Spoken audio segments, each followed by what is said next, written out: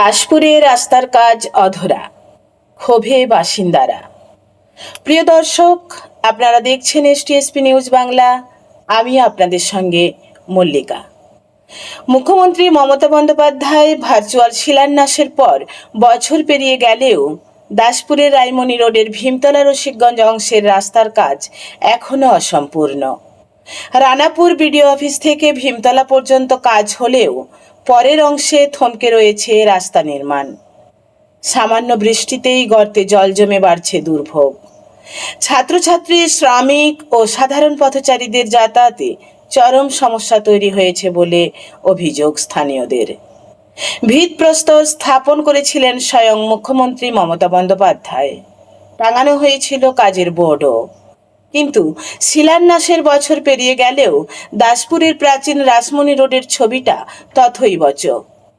রানাপুর প্রাচীন BDO office থেকে রসিকগঞ্জ ভীমতলা পর্যন্ত কংক্রিটের প্রলেপ পড়লেও ভীমতলা থেকে রসিকগঞ্জ হাই স্কুল পর্যন্ত রাস্তার কাজে ব্রেক কষেছে প্রশাসন।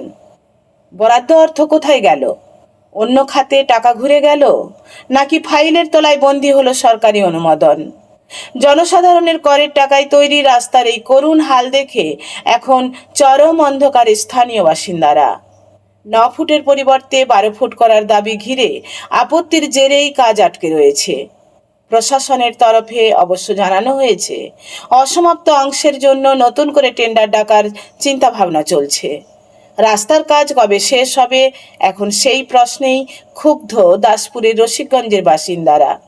সরাসরি রসিকগঞ্জ থেকে এস প্রামাণিকের রিপোর্ট, সঙ্গে আমি মল্লিকা, এসটিএসপি নিউজ বাংলা। মানুষকে এই রাস্তা দিয়ে যেতে হয়।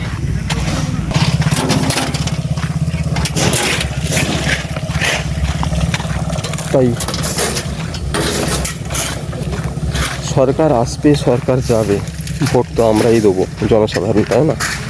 কিন্তু জনসাধারণ কাজের জন্য যাওয়ার জন্য রাস্তার কোনো উন্নতি হবে না, এটা কি মেনে নেওয়া যায়? প্রিয় দর্শক, বিস্তারিত রিপোর্টে দেখুন।